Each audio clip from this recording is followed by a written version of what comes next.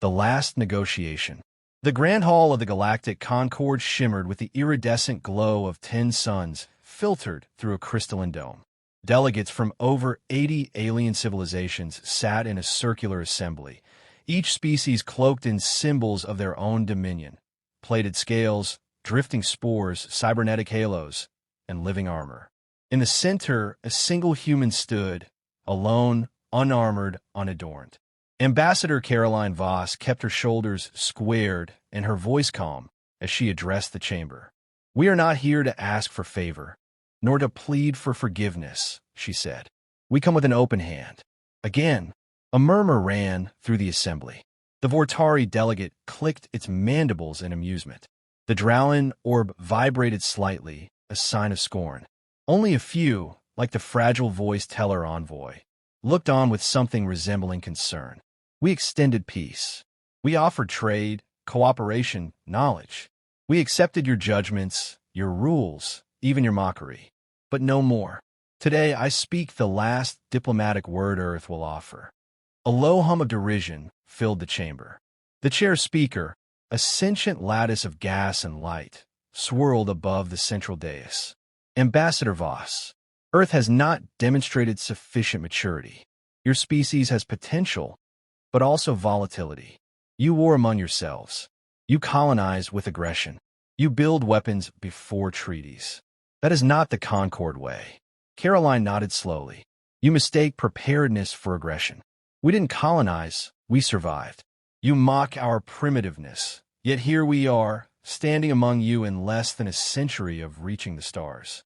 Not because of privilege, because of will." Chair speaker's glow dimmed. "Earth's petition for full Concord membership is denied. This concludes the proceedings." A shriek of laughter erupted from the Vortari. "Let the humans cry home. They'll build another ship from rust and dreams." Caroline Voss turned, not in defeat, but with icy resolve. "You all assume Earth is alone. That we're weak because we choose words over war. Remember this moment, because you've chosen pride over peace. The next time we speak, it will not be through ambassadors." And with that, she walked out. Flashback: the road to the stars. Earth hadn't earned its place in the galaxy with grace. While other species had centuries to expand under stable governments and guided evolution, humans clawed their way forward through the noise of history. Wars, disasters, revolutions, recoveries. The first human-made FTL drive was barely stable, powered by desperate innovation and duct-tape theory. Colonies were established on rocks others deemed worthless. The airless moons and toxic planets where no species dared settle became home to Earth's scattered diaspora. They were called the Strays, Earth's forgotten settlers, hardened by the void and proud of it. It was them who turned barren outposts into hubs of resilience and engineering. They built weapons, yes, but they also built communities, defenses, alliances. Every time humanity tried to enter the Concord peacefully, they were rebuffed. Not enough culture, too much violence in the past, too unpredictable. But Earth kept coming back, with better ships, clearer proposals, stronger diplomacy. And always the door stayed shut. The spark that lit the powder. It happened on Glithin's Reach, a disputed system near Concord territory.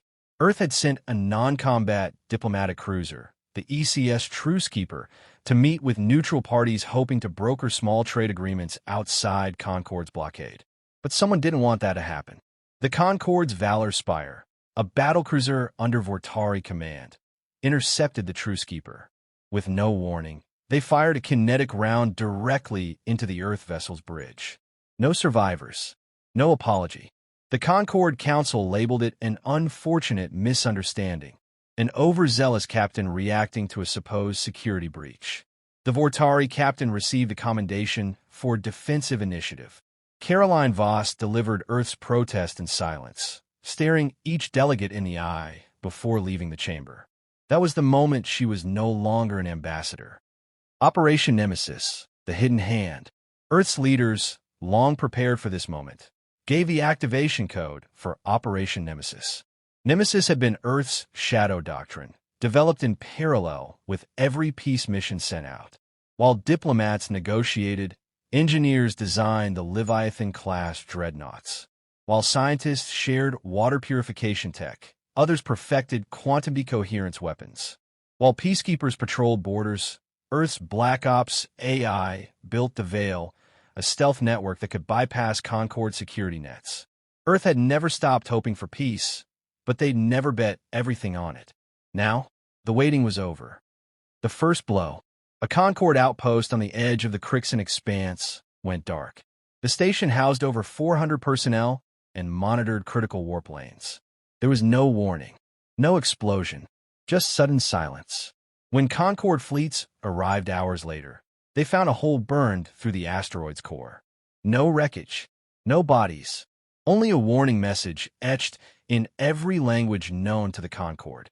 You took peace from us. We return the favor. Earth. A second station followed. Then a dreadnought disappeared. Then a Concord intelligence hub lost access to half its databanks as Earth's AI infiltration crippled systems thought impenetrable. The Vortari War Council scrambled ships. The Dralin deployed seeker drones. But none could trace the attacks. The fear was spreading faster than damage. Concord members began accusing each other of sabotage. Paranoia spiraled. But the message was clear. This wasn't war. This was vengeance. The final echo of diplomacy. On her return to Earth, Caroline Voss was met by Admiral Juno Malik, commander of the Earth Defense Assembly. You warned them, he said, handing her a data tablet. She looked at the casualty reports. None on Earth's side. Concord losses, significant. They didn't believe we'd act, she replied. They still think we're primitive. Juno nodded. They'll learn soon. The Leviathan is ready. Caroline stared into the holographic display, showing the ship. Massive, sleek, unlike anything the Concord had seen. You know what they fear most? She said. That they didn't conquer us when they had the chance. Juno's eyes narrowed. And now, what do we become? She paused. Now, we become the consequence. The Earthborn storm. Across the galaxy, fear had a new name: humanity. News spread faster than any official Concord announcement could suppress. Entire border systems whispered the same tale. Earth had gone dark and started striking from the shadows. Concord patrols vanished. Defense satellites blinked out. Tactical AIs encountered counterviruses bearing Earth's digital signature. Adaptive, invasive, merciless. On the planet Thraxis 4, a wealthy Concord world once deemed beyond Earth's reach, the merchant classes began liquidating their assets. Civilian ships packed up and fled rimward. Even the wealthy feared a shadow ship might descend next. The Vortari homeworld declared a state of military emergency. The Dralin began drafting their intellectual elite. The Concord's council met in secret, and still the strikes continued. The humans weren't seeking war. They were executing judgment. The arrival of Leviathan. In orbit above the neutral world of Hassaria, 128 Concord warships formed a blockade. The system had once been a trading hub for fringe species. Now it was bait. Sensors picked up a quantum distortion. Ships scrambled. Defensive formations tightened. And then it appeared. The Leviathan emerged from the void like a myth made metal. 2 kilometers long, surface-clad in reactive nanosteel. No visible weapon ports. No emissions. Just a creeping darkness across space, like the fabric of the galaxy itself feared to touch it. Concord Commander Vexel Onnar, a veteran of 3 interstellar wars, gave the order, engage. Missiles streaked through space. Laser arrays cut through vacuum. Dozens of ships fired in unison. Nothing hit. The Leviathan shimmered, then phased. It vanished momentarily, reappearing inside the formation. 1 Concord cruiser imploded on contact. A second split in half as its systems rebooted mid-maneuver. The humans had weaponized position itself. Within 6 minutes, 128 ships became debris. From a Leviathan, a single signal broadcast galaxy-wide. No encryption, no threat, just coordinates. Earth wasn't hiding. The voice of Earth. In a Concord chamber, emergency session lights glowed red. The entire council assembly watched as a human appeared on every central feed. Admiral Juno Malik, face calm, eyes cold, stood beneath the Earth flag. Now black and silver, its motto changed. Pax per Ultianum, peace through retaliation. His voice carried no venom, no rage. You rejected us, mocked us, struck at us without provocation. Now we hold the line. The camera panned slightly, revealing the Leviathan behind him. It hovered in Earth orbit like a sentinel. This is not war. This is consequence. We will not expand. We will not conquer. But we will correct. Then he spoke the final words that shifted the galactic balance forever. Come close again, and you will not return. A shifting galaxy. The Concord fractured. The Tellari, long sympathetic to Earth, declared neutrality and cut all ties to Concord military councils. The Kryn offered reparations to Earth, begging to re-establish lost trade routes. Even fringe species that had never encountered humans directly began aligning with Earth, believing it to be the only species capable of standing up to centuries of Concord arrogance. One by one, smaller worlds submitted requests to Earth's new diplomatic corps. The same diplomats who had once been mocked now sat at the center of a new alliance, the Veiled Accord, led by Earth.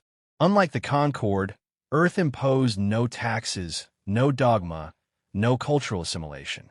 Their only law: do no harm, or face what comes next. Among the ashes of pride, the Vortari military attempted one final gambit. They dispatched an elite stealth fleet toward Earth's lunar defense ring, confident their cloaking could penetrate the planet's outer defenses. They were wrong. What they didn't realize, what none of the Concord understood, was that humanity didn't just build machines. They built sentinels. A dormant AI named Athena Protocol had been watching since Earth's first failed petition to the Concord. Linked to deep space listening posts, quantum radar satellites, and predictive war modeling systems, Athena awoke as the Vortari fleet approached. They never even saw her coming. Their ships didn't explode. They simply lost power, every system overwritten. One by one, they drifted into the sun, silent. No survivors. A final meeting. Months later, a single Concord diplomat, a soft-spoken Malari named Kaluz Vren, requested an audience on Earth. He was granted one, but not in the halls of Concord tradition. He was taken to a vast chamber in the Andes Mountains, part of the old Terran Alliance stronghold, now known as the Bastion of the Accord. There, surrounded by Earth's new allies, Tellari light weavers, Kryn mind binders, and even reformed Drallan archivists, Kaluz was received. Ambassador Caroline Voss stood beside Admiral Juno Malik. Her eyes still held that same fire from the day she walked out of the Concord Hall. Kaluz bowed deeply. I was told humans value forgiveness, he said. We do, she replied, but we value memory more. Juno Malik stepped forward. Peace is on the table, Kaluz, but not your peace. Ours. We will not be ruled. We will not be silenced. But we will offer safety to those who earn it. Kaluz nodded, voice trembling. Then, perhaps a better galaxy may yet rise from this. Caroline looked around, at the species that had once looked down on Earth and now stood beside it. She smiled. It already has. The end of an era, the start of a legacy. As the galaxy shifted, Concord influence faded into the shadows of its own hubris. Earth never sought to dominate, but now stood as an immovable axis. The Leviathan patrolled the outer void, unseen but always near. Other Earthborn ships, wrath, judgment, memory, and resolve, joined it, guardians rather than conquerors. Humanity became legend. Children in far-off systems played as Terrans in street games. Songs were sung in forgotten languages about the fire-eyed species who asked for peace and delivered fury. And on Earth, beneath the sky that had once seemed unreachable, a new plaque was etched into the base of the bastion. We came in peace. You gave us war. We ended both.